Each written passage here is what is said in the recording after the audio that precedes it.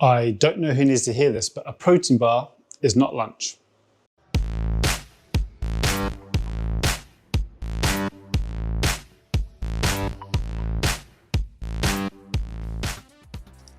Hi guys, I'm Ashley from IMFC, and coming up in today's video, we'll be looking at how does alcohol affect muscle building.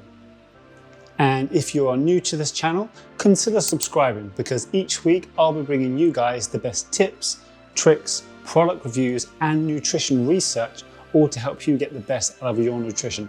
And if you haven't checked out the other videos in this alcohol series, go ahead, I'll link to a description to the other videos in the comments there.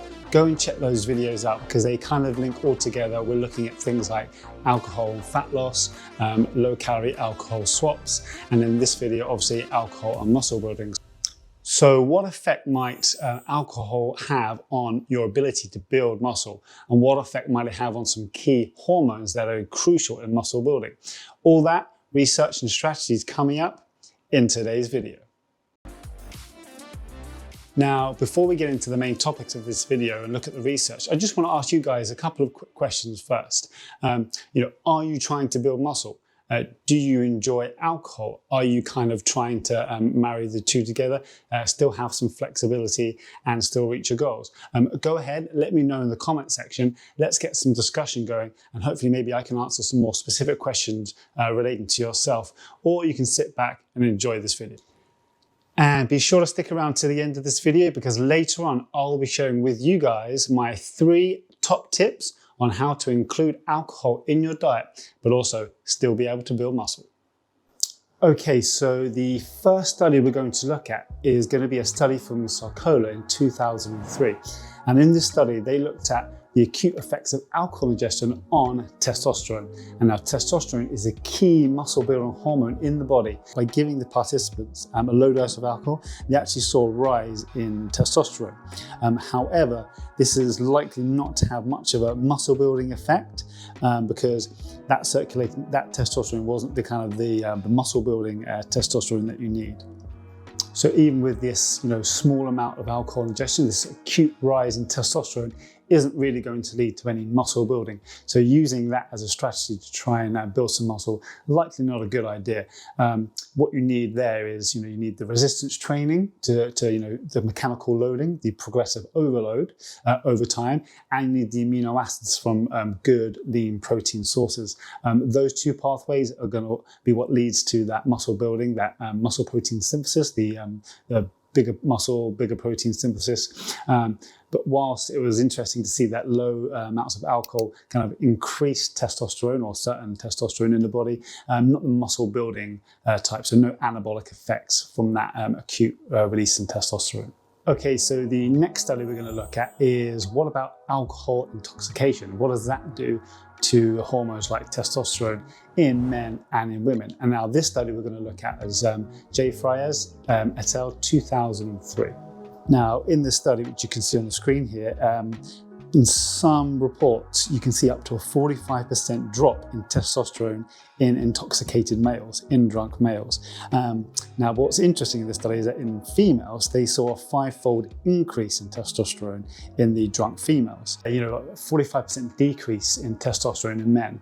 And a 5-fold increase in some females with chronic alcohol, alcohol that leads to intoxication. So very, very drunk individuals that ended up maybe in hospital or some serious bad things happening there.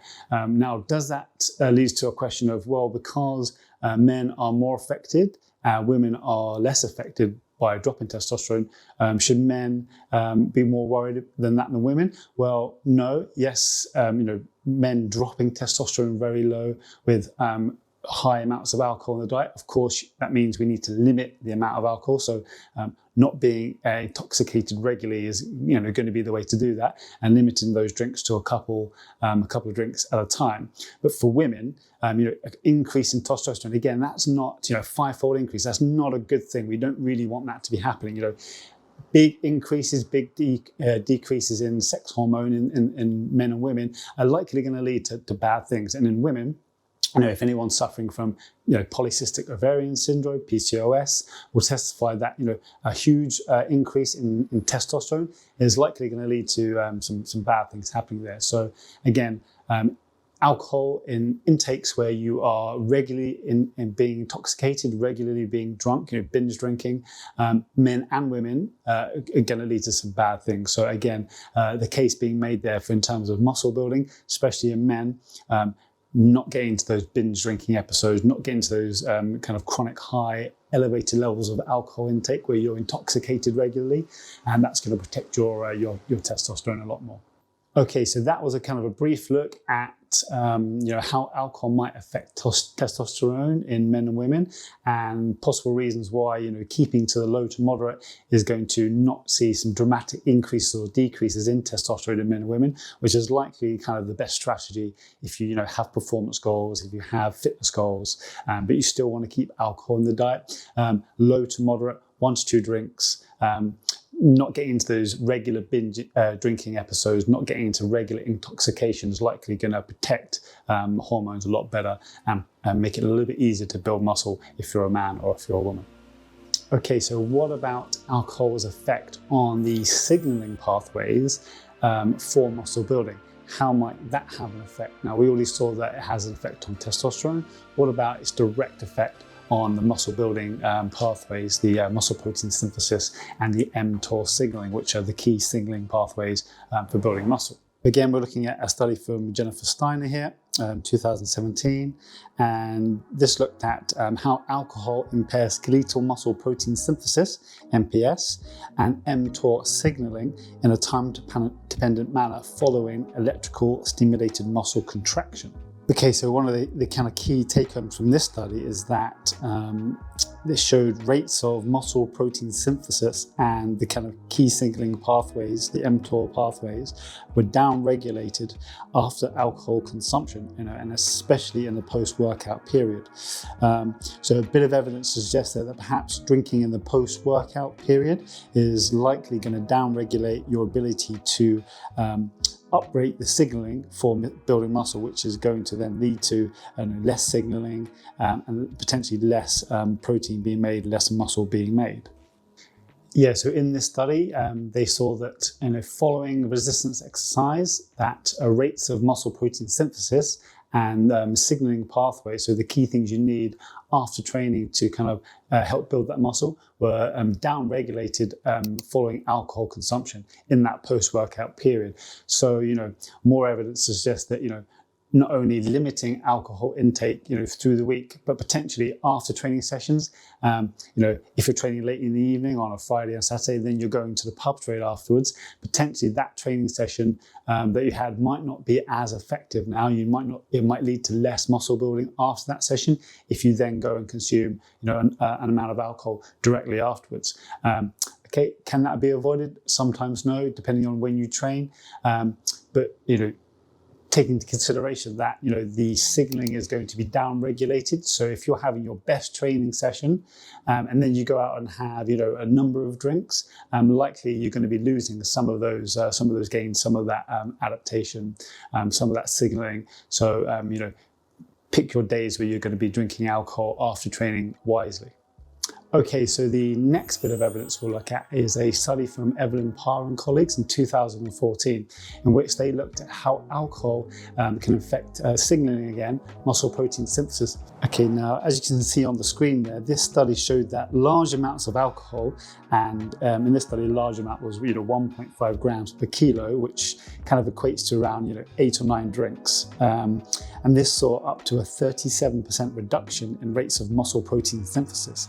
Again, quite a big reduction in muscle protein synthesis there. So you can see that you do a good training session, and then afterwards you go out, have a few 1 too many drinks, or in this case 8 or 9 too many drinks, and your ability to build muscle is going to be heavily impeded because your rate of muscle protein synthesis can be severely dropped, up to 37%, which is a pretty hefty amount to be reduced.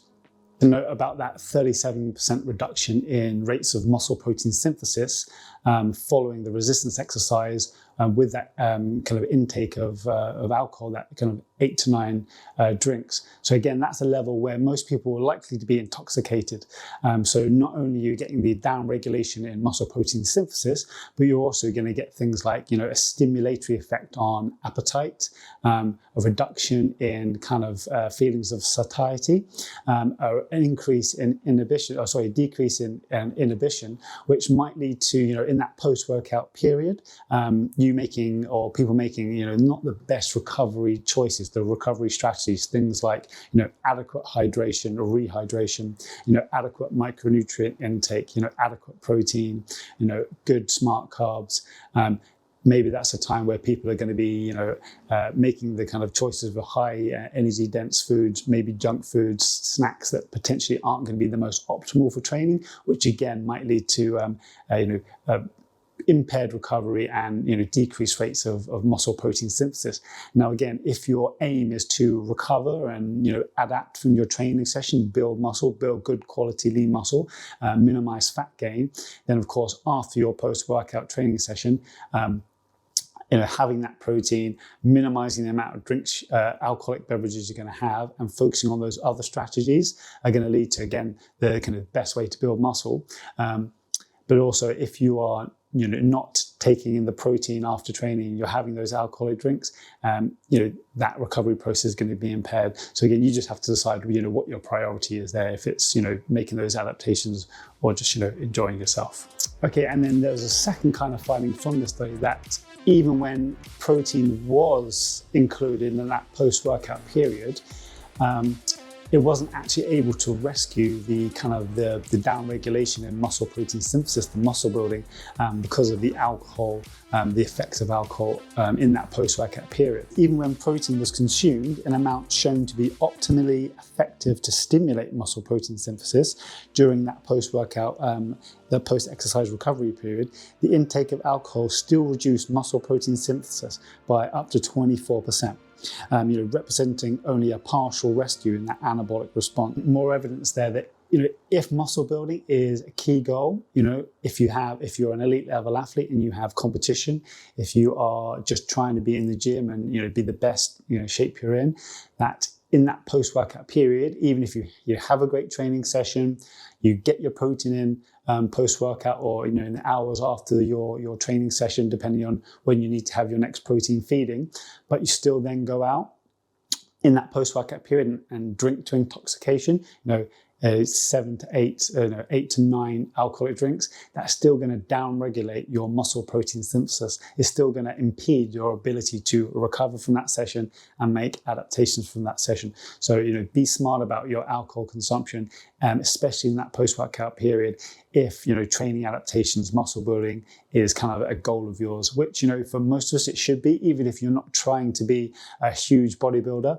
If you're just trying to be fit and healthy, maintaining lean muscle mass is really, really key in pretty much all areas of life, whether you are, a marathon runner, an American football player, a boxer, a physique competitor on stage.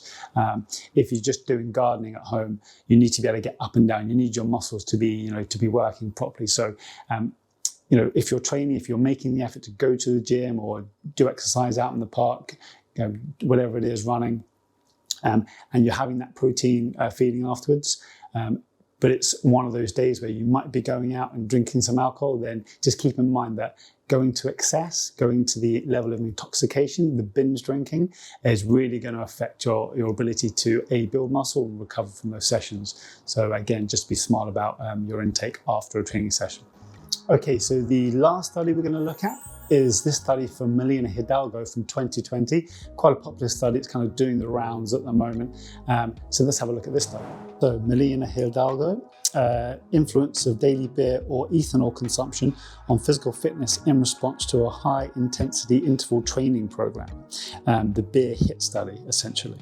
Now, what this study was able to show that with a low to moderate consumption of alcohol, so the level they used here was the equivalent of 2 330 milliliter bottles of beer, or kind of equivalent hard liquor. Again, medium strength, so somewhere around 5% on the beer there. Now, what they saw that the HIIT induced significant improvements in absolute and relative values of VO2 max and total test duration in all training groups. So that's the groups that consumed the alcohol, and that's the groups that were the control groups that didn't have any alcohol. So even with that low to moderate amount of alcohol ingestion, no negative effects on your performance. Now, again, key things to take away from that study is the participants were young, healthy people already. And they were performing, regular exercise, regular training, and they were staying on the low to moderate side of the alcohol consumption. And that just lends a bit more evidence to, keeping alcohol in the diet, but keeping it, on the lower side if you have any performance goals. You still got to ask yourself the question is, where does alcohol fit in my plan at this current time?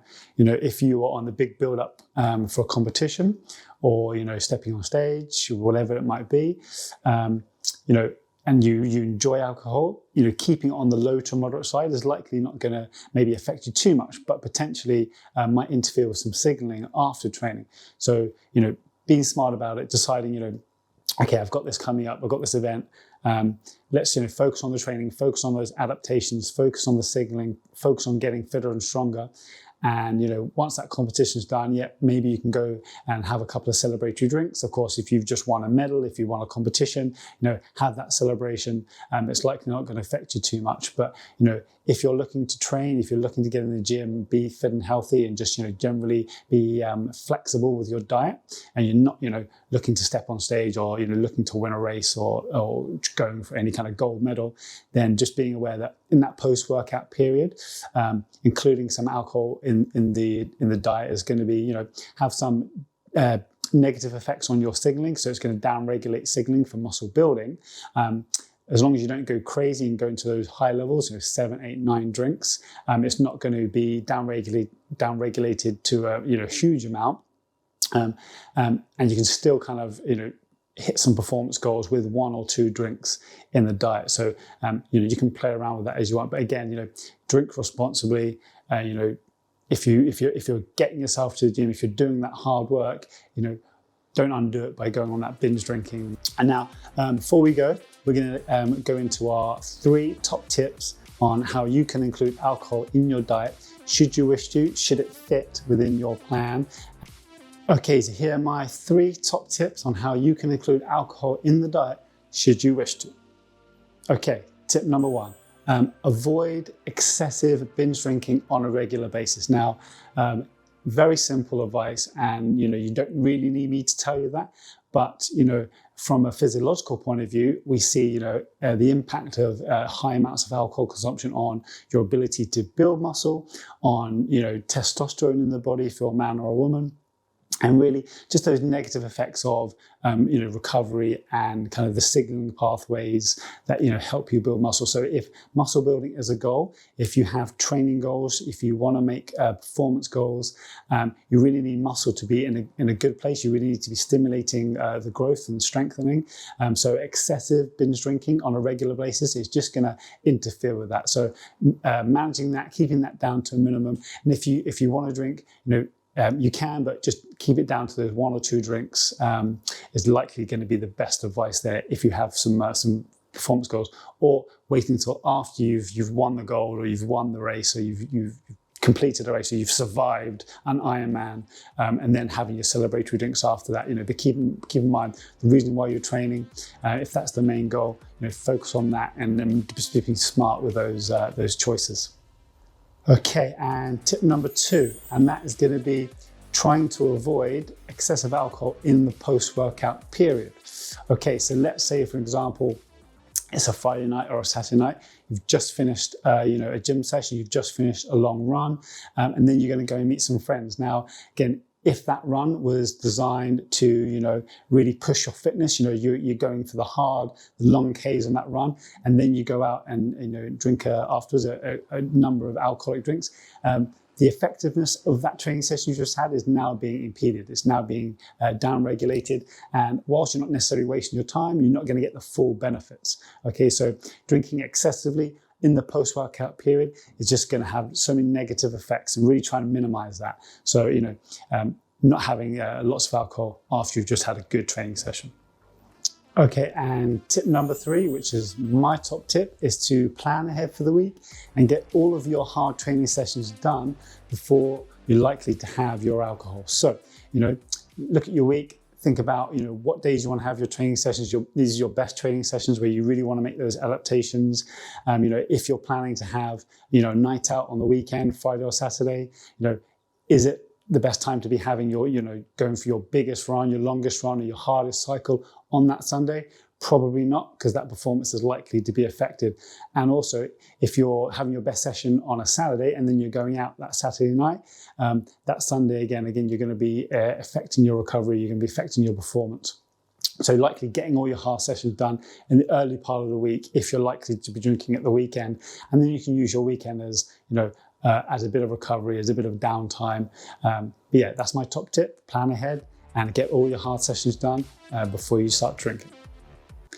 Okay, so there you have it. That was my 3 top tips to leave you with there. Now, just by way of summary, you can include alcohol in the diet if you still want to build muscle, if you still have training goals. It's just, once you start getting over the kind of 2 drinks, when you start getting up to those, excessive amounts, that's really we're going to have those negative effects on training. So you guys are just going to ask yourself the question, where does this fit in with my training at the moment? Is there a place to have a few drinks? In most cases, if you are training regularly, if you are active, if you're, you're eating good food, if you're getting good sleep, a couple of alcoholic drinks after a training session in the week with friends at the weekend is likely not going to have too many negative effects. Once you start getting into those, higher numbers, 7, 8 drinks, so levels of intoxication, if it's regular binge drinking, that's when really things like testosterone, if you're a man, are really going to be affected. Testosterone, if you're a woman, are going to be affected in the other way. And also, it's going to interfere with the signaling processes, your muscle protein synthesis, your mTOR signaling pathways, which are really the key things for building and remodeling muscle. And so if you don't want to interfere with those, then keeping the alcohol to that kind of lower 1 to 2 drinks of an evening, or at the weekend, and ensuring that you don't have any big alcohol consumption evenings after any good training sessions, because again, that's going to down-regulate the kind of muscle building process. Okay, and just be smart about it. Look at your week, plan ahead if you can, get all your good training sessions done in the early part of the week if you're going to be having some drinks on the weekend, and then using the weekend and the day after just to have a bit of recovery, just to refocus. But yeah, you absolutely can keep it in, but drink responsibly. Again, go ahead, check out those studies, have a read, make your own conclusions. There's just a few studies out there that I've kind of picked just to kind of bring you a bit of evidence, but there's more there you can look at. Now, if you're getting any value out of these videos and you think that you can now, apply some of this to your daily plan, to your weekly plan, whether you're a coach or whether you're just training yourself, whether you're an elite athlete or just recreational, you're just out there for fun. If you're getting any value, then, go ahead, drop me a message in the comments. Let me know, how you plan to kind of use this. Let me know if you're already doing this. Some people out there might be watching thinking, I'm still unsure about how I can do this. So, put a message on, let's get some dialogue going, let's get some discussion and see if everyone can help each other out here. But for me, for now, that's all, and I'll see you next video.